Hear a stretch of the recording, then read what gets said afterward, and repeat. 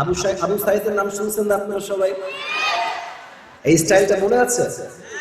দুই হাত দুই দিকে দিয়েছে, কর গুলি। ভূমিকায় কথা বললে অনেক কথা বলা হয়ে যায়, একটা কথা বলেই ফেলি। আচ্ছা, ওকে গুলি না করে পুলিশরা চাইলে বুঝাইতে পারতো না? স্টেজের সাউন্ড, আপনাদের সাউন্ড নাই। গুলি না করে বুঝাইতে পারতো না ভাই তুমি সাইডে যাও? পারতো কি পারতো না? যখন ওপেনলি মিডিয়ার সামনে গুলি করেছে, তখন আল্লাহ বলছেন জালিমের পতন আমি আল্লাহ তাআলা সুনিশ্চিত করেছি। কোন বাপের বেটা আছিস, ঠেকায় দেখা আজকে জালিমের পতন।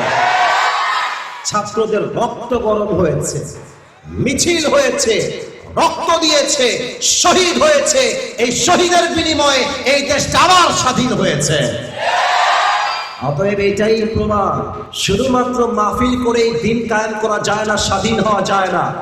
স্বাধীন হতে হলে বুকের তাজা রক্ত দিয়ে স্বাধীন করতে হয়।